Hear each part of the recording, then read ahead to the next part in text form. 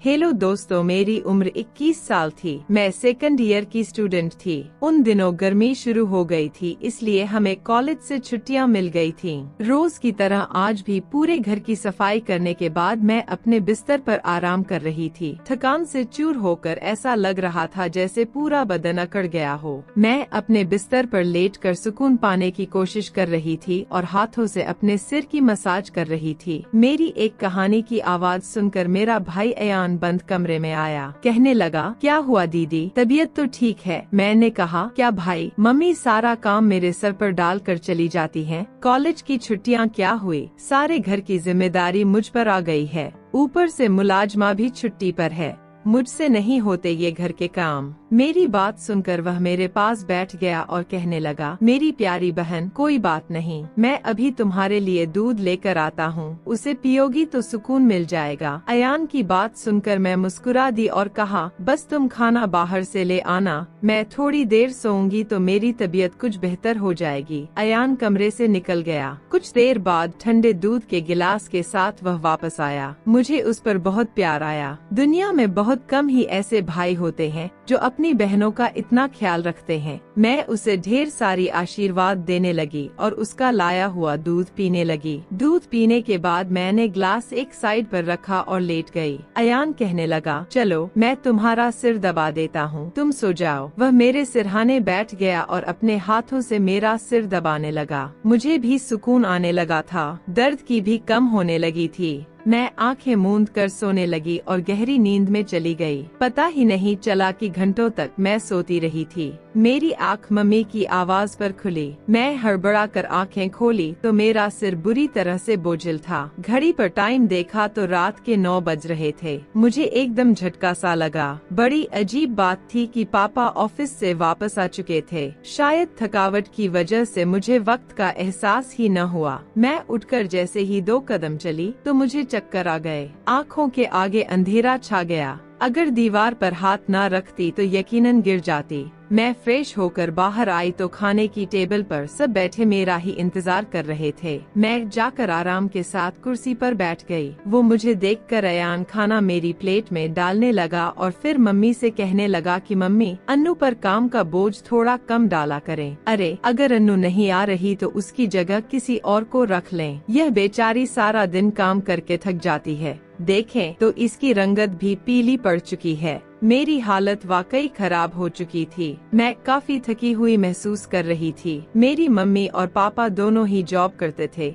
क्योंकि सिर्फ पापा की जॉब से घर चलना मुश्किल था। ऊपर से हमारी पढ़ाइयों के खर्चे भी कुछ कम नहीं थे, इसलिए मेरी मम्मी भी उसी कंपनी में जॉब करती थी जहां पापा करते थे। मैं और अयान कॉलेज जाते थे, मगर अभी गर्मी की वजह से छुट्टियां थी, इसलिए हमें घर ही रहना पड़ रहा था। मैंने ये बात नोट की थी कि पिछले कुछ दिनों से अयान मेरे साथ कुछ ज्यादा ही अटैच हो चुका है। जब से मुझे छुट्टियां हुई थी, वह मेरा बहुत ख्याल रखने लगा था। अगर मैं घर का कोई काम कर रही होती तो आकर मेरी मदद करने लगता। अगर मैं थक जाती तो मेरा सर दबा देता। मैं उसे मना करती, मगर वह कहता कि नहीं, तुम थक चुकी हो, इतना काम करती हो, मेरा हक है कि मैं तुम्हें सुकून पहुंचाऊं। मैं भी खामोशी से लेटी रहती, मगर एक रात जो कुछ हुआ उससे मेरे होश उड़ गए थे। क्या अयान कभी ऐसा भी कर सकता है? मैं अपने कमरे में सो रही थी। आधी रात के वक्त मुझे महसूस हुआ जैसे कोई मेरे कमरे में आया हुआ है, आहिस्ता से चलता मेरे बिस्तर के करीब आया हो। भले ही मैं सो रही थी, मगर मेरा ज़हन बेदार था। मैंने हड़बड़ाकर आंखें खोल दी। कमरा अंधेरे में डूबा हुआ था। जब मैंने उठकर देखा तो अंदर कोई भी नहीं था, बस कमरे का दरवाजा थोड़ा खुला हो। पहले हमेशा दरवाजा बंद करके सोती थी, फिर खुद कैसे खुल सकता था। मैं नींद से भरी आंखों से उठी और दरवाजे को लॉक करने लगी। दरवाजा लॉक करने के बाद दोबारा पलटकर बिस्तर पर सो गई। मेरी आंखें बंद होते ही एक बार फिर मुझे कदमों की आहट सुनाई देने लगी, जैसे कोई बिस्तर पर मेरे पास बैठ रहा हो। ऐसा लगा जैसे कोई अपना हाथ मेरी ओर बढ़ा रहा हो, लेकिन जब मैंने पलटकर देखा तो कोई नहीं था। मुझे घबराहट होने लगी थी। मैंने उठकर कमरे की लाइट ऑन कर दी। दरवाजा खोलकर भी बाहर देखा, मगर वहाँ पर भी कोई नहीं था। आज से पहले ऐसा कभी नहीं हुआ था जो अब हो रहा था। मुझे प्यास लगी तो मैं कमरे का दरवाजा खोलकर बाहर निकली। उसी वक्त अयान भी अपने कमरे से बाहर निकला। मुझे देखकर उसने पूछा, क्या बात है, आप अभी तक जाग रही हैं? मैंने जवाब दिया, कुछ नहीं, बस ऐसा महसूस हुआ जैसे कमरे में कोई मौजूद हो। पानी पीकर मैं दोबारा कमरे में आई और पीछे पीछे वह भी आ गया। उसने कहा, आपको डरने की जरूरत नहीं है, अगर आपको डर लग रहा है तो मैं आपके पास सो जाता हूँ। मैंने उसे मना करते हुए कहा, नहीं, तुम्हें अपनी नींद खराब करने की जरूरत नहीं है, तुम अपने कमरे में सो जाओ। लेकिन वह जिद करने लगा, मैं आपको अकेला किसी भी हाल में नहीं छोड़ सकता, आपकी तबीयत खराब हो सकती है, मैं आपको तकलीफ में नहीं देख सकता, आप सो जाएं, मैं यही सो जाता हूँ। आखिरकार मैं बेड पर जाकर सो गई और उसने तकिया उठाकर सोफे पर रख लिया और वहीं सो गया। उस रात मुझे ऐसा महसूस हुआ जैसे कोई मेरे सरहाने बैठकर मुझे बहुत देर तक देखता रहा हो। उसने मेरे बालों को सहलाया, मेरे चेहरे पर उंगलियां फेरी और मैं सुकून से सो रही थी। मुझे सब कुछ एक सपने जैसा लग रहा था। अगली सुबह जब मैं उठी तो मेरा मूड बड़ा अजीब था, लेकिन जब मैंने अपने भाई पर गौर किया तो मैं हैरान रह गई। शुक्र था कि मैंने अपने जिस्म को दुपट्टे से ढक रखा था। मेरी कमीज बेतरतीब हो चुकी थी। मुझे हैरत हुई क्योंकि आज से पहले मैं कभी इस तरह आराम से नहीं सोई थी। आज मैं बहुत खुश महसूस कर रहा था। जाने क्या वजह थी? मैंने उससे पूछा तो उसने कहा, मैं तो रोज ही इतना खुश होता हूँ। जिसको आप जैसी बहन मिल जाए वो क्यों न खुश हो। घर के सारे काम निपटा कर जब मैं बैठी तो वो अयान तेल लेकर मेरे पास आ गया। कहने लगा, अन्नू दीदी, आप अपनी बाल को ले आइए, मैं आपके सर में मसाज कर देता हूँ। मुझे उसकी हरकतें अजीब लगती थीं। मैंने कहा, ये तुम्हारा काम नहीं है, जाओ अपने दोस्तों के साथ घूमो फिरो, मुझे मसाज की जरूरत नहीं है। मगर उसने मेरी बात नहीं मानी और खुद ही मेरे बालों से कैचर उतार कर कहने लगा, आप नखरे मत किया करें, किस्मत वालों को ही ऐसे भाई मिलते हैं। जब आपका भाई आपके खूबसूरत रेशमी बालों में मसाज करना चाहता है तो आपको क्या समस्या हो सकती है। आ जाइए, मैं आपके सर की मसाज कर देता हूँ, आपको बहुत सुकून मिलेगा। वह मुझे उठाकर कमरे में ले गया। मैं बेड पर तकिया रख कर लेट गई। मेरे बाल बेड से नीचे लटक रहे थे। वह मेरे सरहाने बैठकर मेरे बालों की मसाज करने लगा। अयान मुझसे 4 साल छोटा था मगर मुझे नाम से बुलाता था। कहता, आप इतनी प्यारी हैं कि आपको देखकर दिल करता है कि आप हमेशा इसी तरह मुस्कुराती रहें और मैं आपकी लाड़ उठाता रहूं। वह मेरे बालों की मसाज कर रहा था और उसके हाथों में जैसे जादू था। मुझे इतना मजा आया कि मैं नींद की वादियों में खोने लगी। तेल की खुशबू भी बहुत जबरदस्त थी। मैंने उससे पूछा, ये कौन सा तेल है? वह बोला, ये बहुत ही खास तेल है, खास आपके लिए। आपके जो इतने हसीन बाल हैं ना, ये उन्हीं बालों के लिए बना है। उसकी बातें बहुत प्यारी थीं। मैं समझ नहीं पाती थी कि वह किस तरीके से बात कर रहा है। बहरहाल मसाज के दौरान ही मैं नींद में खोने लगी। कुछ देर बाद जब मेरी आँख खुली तो मेरा पूरा बदन दर्द से टूट रहा था। ऐसा लग रहा था जैसे मेरी टांगों पर बहुत ज्यादा वजन रख दिया गया हो। पूरे बदन में दर्द सरायत कर रहा था। धीरे धीरे उठकर बैठी और आसपास देखने लगी। जब अपने भाई पर गौर किया, पूरी तरह भीगी हुई थी, जैसे किसी ने मुझे नहला दिया हो। कपड़े गीले थे, पंखा बंद था और गर्मी थी। यह सब क्या हो रहा था? मैं बड़ी मुश्किल से बेड से उठी। मुझे चक्कर आ रहे थे, चलना मुश्किल हो रहा था। मैं अपनी हालत समझ नहीं पा रही थी कि यह सब क्या हो रहा है। बड़ी मुश्किल से चलकर बाथरूम गई और फ्रेश हुई। अपनी हालत पर गौर किया तो ऐसा लगा जैसे मैंने सोया नहीं बल्कि कोई मेहनत वाला काम कर रही थी। जब मैं कमरे से बाहर निकली तो मुझे फुसफुसाने की आवाज आई। ऐसा लग रहा था जैसे कोई किसी से बात कर रहा हो। घर में मेरे और उसके अलावा कोई नहीं था। फिर वो किसके साथ बात कर रहा था? मैं पहले किचन में पानी पीने गई मगर तब तक आवाज आनी बंद हो गई थी। मैं किचन के दरवाजे के पास खड़ी थी जब वह व्यक्ति बैठक से निकला। उसके हाथ में काफी पैसे थे जिन्हें देखकर वह मुस्कुरा रहा था। मेरे माथे पर बल पड़े। अगले ही पल उसकी नजर मुझ पर पड़ी। मुझे देखकर कहने लगा, अन्नू आप उठ गयी। मैं चलते हुए उसके करीब आई। वह हड़बड़ाकर पैसे अपनी पैंट की जेब में डाल रहा था मगर मैंने उसका हाथ पकड़कर उन पैसों को सामने लाकर कहा, इतने पैसे तुम्हारे पास कहाँ से आए? वह नजरें झुका चुका था।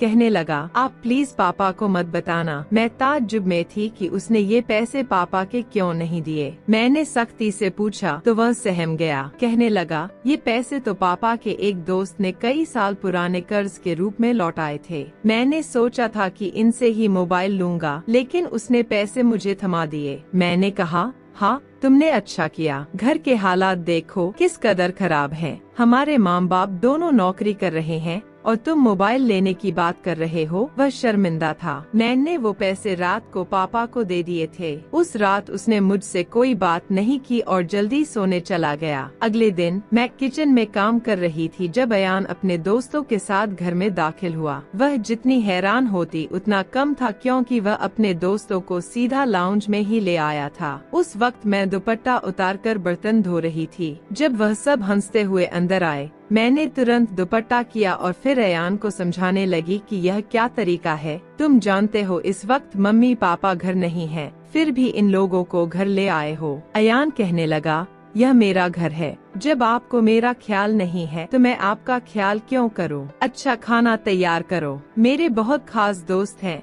वह मुझसे काफी नाराज हो चुका था, मगर अब मैं क्या करती। खाना तो बनाना जरूरी था। मैं उसके दोस्तों के लिए खाना बनाने लगी तो वह बोला, खाना परोसने भी तुम खुद ही आओगी। मुझे अयान का रवैया हैरान कर रहा था। छोटी सी बात पर वह ऐसे कैसे बदल सकता था। मैंने खाना टेबल पर लगा दिया। मैंने गौर किया कि उसके दोस्त बार बार मुझे घूर कर देख रहे थे। वे सभी अयान की उम्र से बड़े थे और अजीब तरीके से घूर रहे थे, जैसे कच्चा ही खा जाएंगे। मैं अपने कमरे में बंद होकर रह गई। जैसे ही वे गए तो मैं अयान पर फट पड़ी कि दोबारा तुम्हारे दोस्त मुझे इस घर में नजर न आए। मगर वह तो अगले ही पल मेरे गाल थाम कर कहने लगा, इतना गुस्सा कहाँ से आता है? उन्होंने नहीं आएंगे वे दोबारा। मगर आप इस बारे में मम्मी पापा को कुछ नहीं बताएंगी। कैसा लड़का था यह, कभी प्यार जताने लगता तो कभी चिढ़ने लगता। बहरहाल मैंने हमें सर हिला दिया और अपने कमरे में चली गई। मुझे अयान की हरकतें कुछ मुश्किल सी लगने लगी थी, क्योंकि वह मुझे अजीब तरह से देखने लगा था। उस रोज भी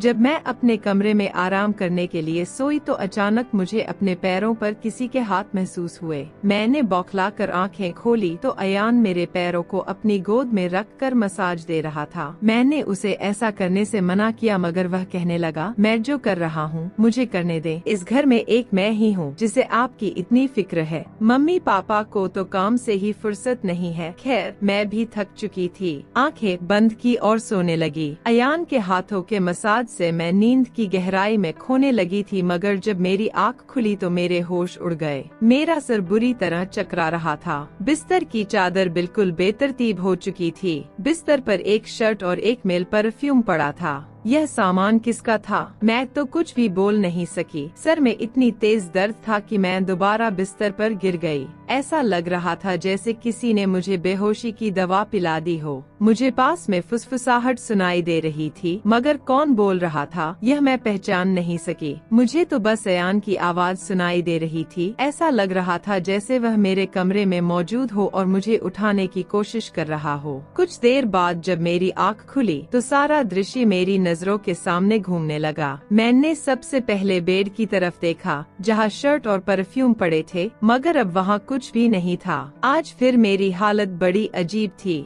मैं बच्ची तो नहीं थी जो यह सब कुछ समझ ना पाती। घर में मेरे और अयान के अलावा और कोई नहीं था। फिर मेरे सोने के बाद ऐसा क्या होता था कि मेरा पूरा शरीर पानी से नहला दिया गया हो। सिर्फ इतना ही नहीं, मेरा शरीर दर्द से चूर था और रंगत भी बिल्कुल पीली हो चुकी थी। दिन ब दिन मैं कमजोर होती जा रही थी। उस दिन भी अयान मेरे करीब आने की कोशिश कर रहा था, मगर मैं बहाना बनाकर अपने कमरे में आ गई थी। दिमाग में अजीब से विचार आने लगे थे। तबीयत भी काफी खराब थी। मेरी हालत देखकर माँ भी परेशान होने लगी। उन्होंने कहा कि वे अगले दिन ऑफिस से छुट्टी लेकर मुझे डॉक्टर के पास ले जाएंगी ताकि पता चल सके कि मुझे क्या समस्या है। उस रात मैं बार बार उठ रही थी और ठीक से सो नहीं पाई। अगले दिन मेरे माता पिता हमेशा की तरह अपने काम पर चले चले गए थे। उन्हें शायद मेरी परवाह नहीं थी। मैं खुद ही डॉक्टर के पास गई, जहां अल्ट्रासाउंड में पता चला कि मैं गर्भवती हूँ। आखिर यह सब मेरे साथ कौन कर सकता था? अयान मेरा भाई था, लेकिन फिर मेरे दिमाग में यह बात आई कि मैं उसे सगा भाई समझती हूँ। बात ऐसी थी कि किसी से छिपी नहीं थी कि मेरा सौतेला भाई है।